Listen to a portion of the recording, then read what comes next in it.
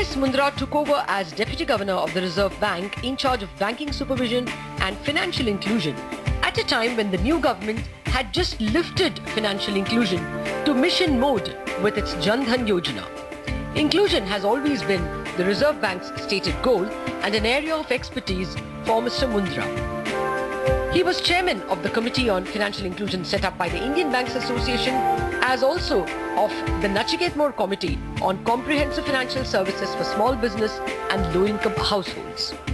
As former chairman of Bank of Baroda and a career banker for 37 years, Mr. Mundra also is perhaps best endowed for supervising banks as a regulator at a time when loan defaults are running high. Mr. Mundra, thank you very much for joining us. You're welcome. Well, there are a whole host of responsibilities that come under you, but prominent both for the Reserve Bank and for the government have been financial inclusion. So let me start with that responsibility. Jan Dhan is now, what, 4-5 months old, or almost 6 months. Almost. What has been the, if you can give me an update on the progress, are we getting very close to the targets? See, update in the sense, I mean to say, we are talking in terms of figures and the targets, then of course targets are already behind. If you recollect, when Jan Dhan started, it had aimed at opening 7.5 crore or 75 millions of account. The last tally is almost 9 crore. So 90 million accounts which are already open.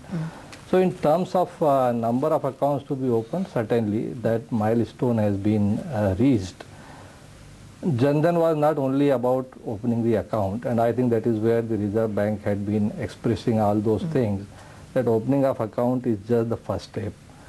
This account is very crucial that the accounts are operational and they bring certain desirable outcomes, and I would say a larger outcome would be to inculcate a saving and investment habit in the people who are coming to the formal banking sector for the first time. So, but means no denying the fact that for doing all that you have to have an account. That has been done. Now what is crucial further to do some more steps. So the linking of this account with Aadhaar, the DBT should start flowing, the people themselves should start saving. But I am happy to see when I look at the latest figure, and I understand that now these accounts, though more than 60% of them are still not operational. But the accounts which are operational, they have already accumulated a saving of around 7,000 crore, if that is the latest data which is available. So that is heartening. But as I said, when you say operational, sir, are they using a RuPay card? How many RuPay cards are out there which are operational? No. Again, I think either we all are getting too impatient about it. As I said, number one, opening the account itself. And that is of course going on in mission mode. Initially, obviously, for obvious reason, there was a substantial lag between the opening of account and issuance of RuPay card. Issuance of RuPay card involves some more logistic which takes their own time. It gets posted. Yeah. But off late the gap has narrowed. So now if we say that account opened are around 9 crore, maybe the RuPay card has been issued in 6 crore plus account. Now everything is interlinked. You don't use a RuPay card on a zero balance account. So I think the necessary ingredient is that there has to be a balance in the account. So, and moreover, see, issuance of RuPay card is one thing. Then educating the people to use those cards. Let us be mindful of the fact that a number of people who are coming in this, maybe they're the first time user of banking services. So a card is a very difficult... So card is a very difficult thing. Of course, it must be giving them a sense of pride to have a card for the first time in their life. So I think these are the components which will... Are there enough other satellite requirements, like, you know, POS machines for the RuPay card? That was the necessary. I say necessary ingredient. First ingredient, there has to be account. Second ingredient, there has to be a balance in the account. Third ingredient, there has to be an ecosystem where the card can be used. Now, ecosystem means you should have a point of sales terminal, you should have enough number of ATMs. So I think these are the things which have yet to come. And I think we have been very clear about expressing it, that a lot of efforts have been put. And I must compliment the banking community that they have really come forward to achieve what they have achieved till now. But it's very important that these efforts should not go waste. Okay, now let me ask you the question from the other way. How much of these are duplicate accounts? How much of them are genuinely new accounts? Even if you have a ballpark figure, because in the first rush to hit targets, I know for a fact that anecdotally, I also don't have numbers, anecdotally it was people who had accounts who went and opened new accounts in the hope that they're going to get an accident insurance and other insurance. Yeah, you are right. I mean to say there were regions like this. People were believing only new account would make them entitled for some of the facilities and all that. So it's very difficult to really make any meaningful say percentage to derive that these are the duplicate. But some surveys were done, and based on that, again, there can be a huge disparity in the geography about these things, and survey you do confine to 1 or 2 areas, but it's quite possible 30% plus or so might be like the account which may be duplicate. Even if we disregard that, 30%, the residual figure is still very near to the original target, so which I would say this is something substantial.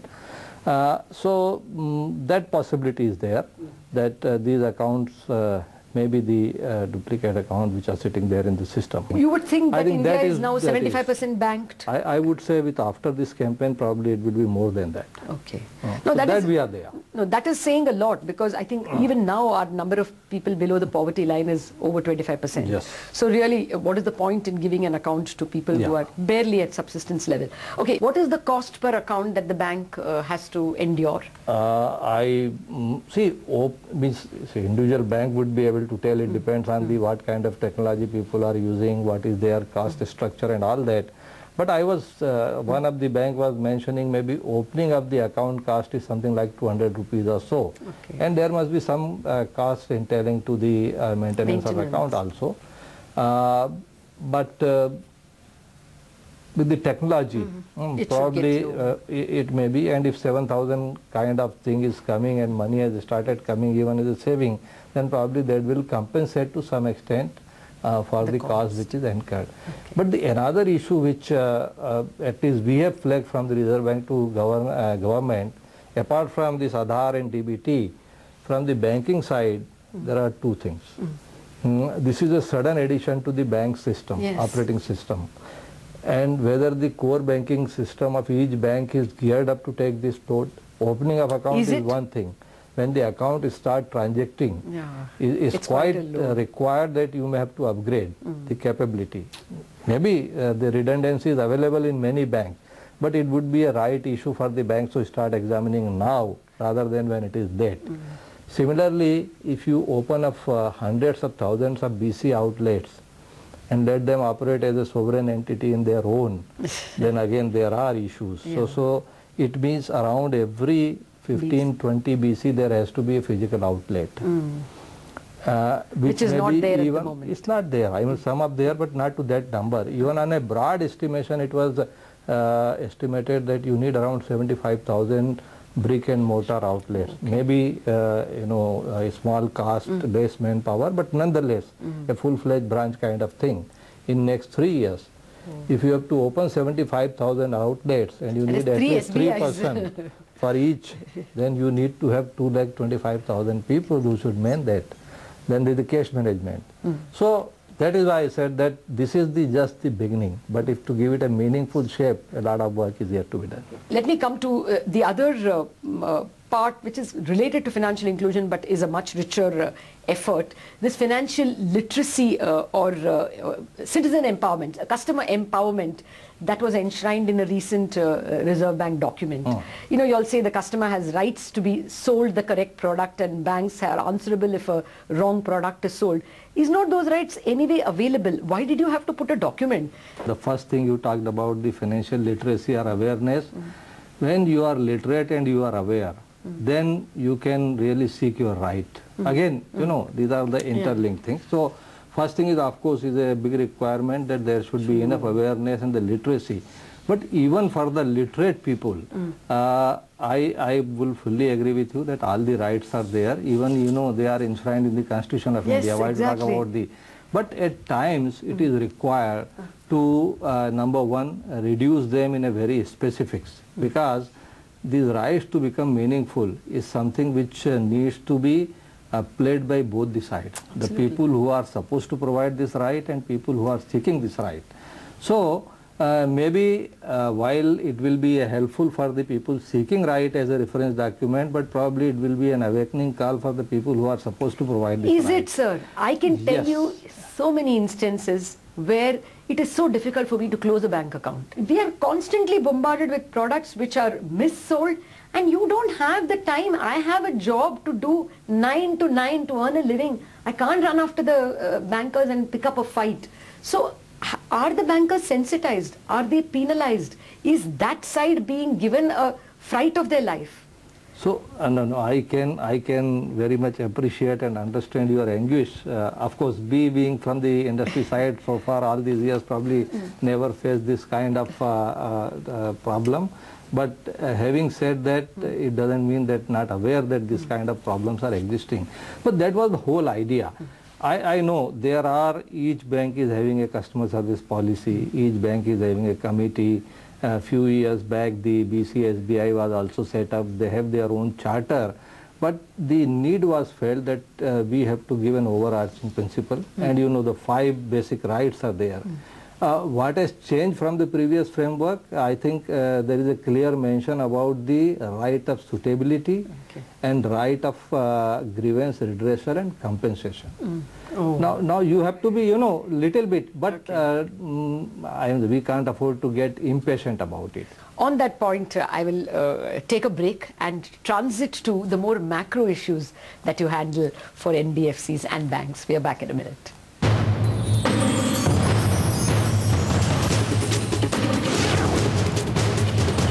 CNBC TV18, celebrating 15 years of leadership.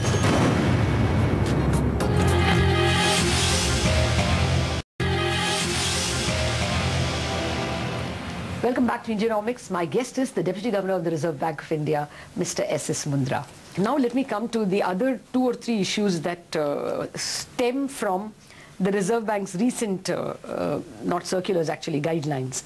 You have wanted to treat NBFCs equal with banks on recognition of NPL, which is very good.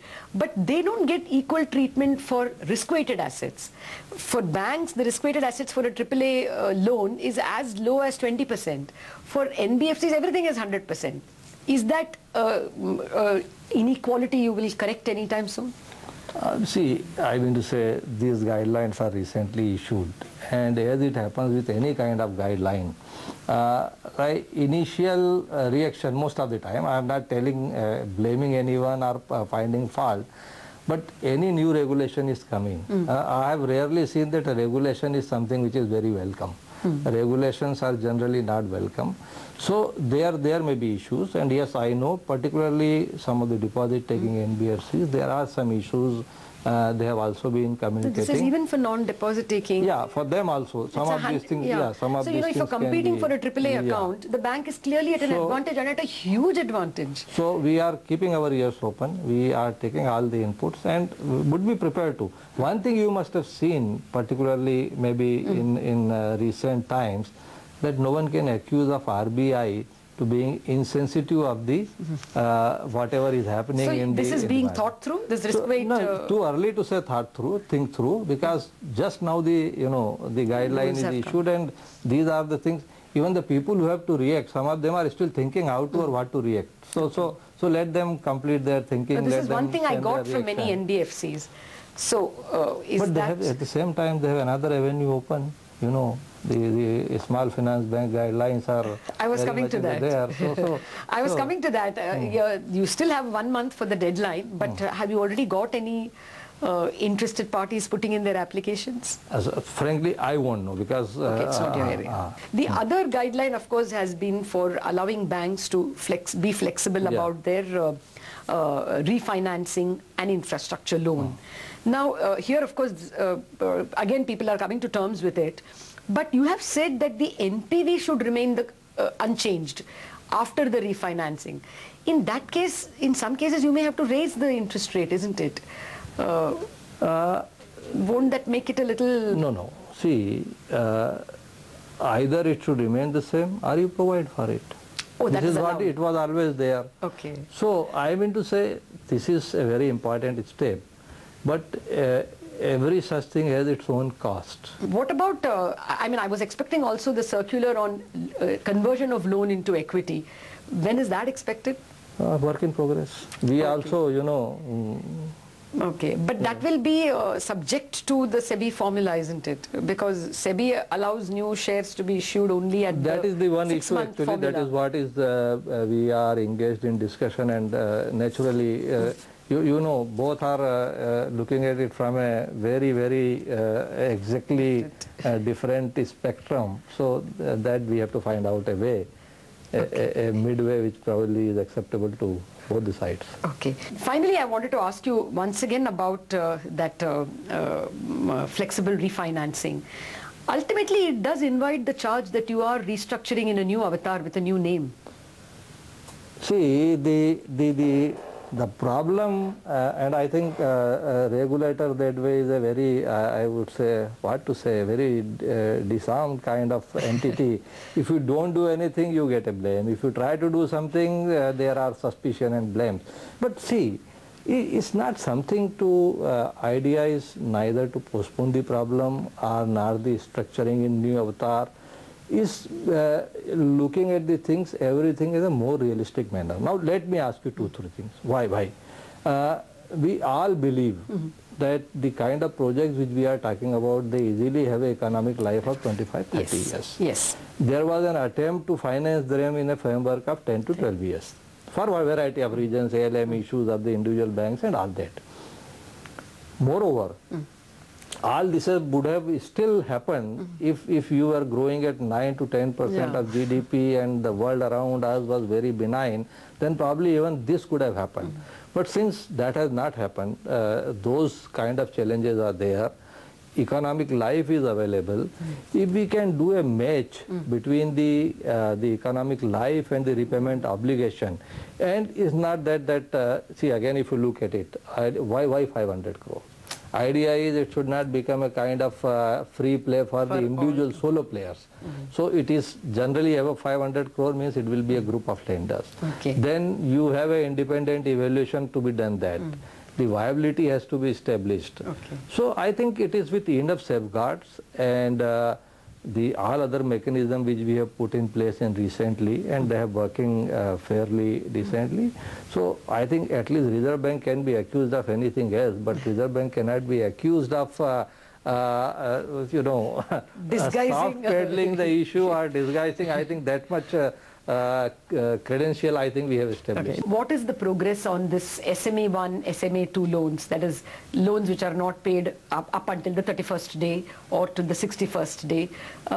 Is that working? I mean, are many joint lender forums out there in the let me give you some data point as I recollect. Of course, like any new system which was requiring a lot of coordination and the technology support, it started little shakily, but very soon it became quite well established. And you are aware that it will be, the flesh would be given to all the lenders, there are timelines, then we relax some timelines also, appreciating the ground level. I think close to 6,000 you know, a cumulative basis cases which came under the SMA2 category. But when I look at it, almost 52% of them, the accounts were corrected by the borrowers. Around 7% only turned into the NPA. And maybe the remaining cases were under the various stage of negotiation or JLF formation. So far, I think 194 JLF they have been formed. So I would say system is working fairly well. Okay. You know, you all had asked for proactive data from the banks on unhedged FX exposure of their clients. This sudden rupee move would have meant, you know, more people caught napping. Do you have a legacy number from the banks? And will you now go after them to check out what is the status as of 31st? No, I mean, we would certainly be vigilant, because this is one issue which we have been flagging all the time, and See, in a short run, sometimes it look very easy option that you just say that I convert my rupee liability into the forex liability and the cost comes down. But we should be aware that it has many other related issues are there, and rate of interest is not the only thing. The parity itself is a big thing. Moreover, rate of interest, what we look at today and what it will be tomorrow can also be something very different. I don't remember the percentage now, but what I recollect that between the two periods, a recent period and the earlier period, when we had looked it was probably appearing that the unhedged forex exposure has slightly increased rather than reduced. So with all this, we will certainly... no, it's not surprising because there was so much confidence in the rupee's direction that people would have thought it, very an easy trade not to hedge a dollar exposure. So you are going after banks now to check out... Going after would be, but we will be certainly, we are already looking into this matter, but maybe... Have you sent a phone call to all the... Have you made calls to all the bank chairmen? And since you are very optimistically, you are also advising them that it's a very good option. So I would request you kindly don't give this kind of advice. No, this is the kind of confidence I saw in the markets, I mean, just in light now when with I the was rupee, but this exactly the point we were mentioning. But have you made calls to bankers lately, asked them to spruce up their... I think maybe our various relationship manager and all those, they must be active on that. But this exactly is the point we were mentioning all the time. We are interconnected today, and the geopolitical uncertainties could be huge, and they come at a very fast speed than what we can imagine. So I think people should draw the right lesson. All right, Mr. Mundra, it was a pleasure speaking with you for all the micro and the macro matters. Thank you very much.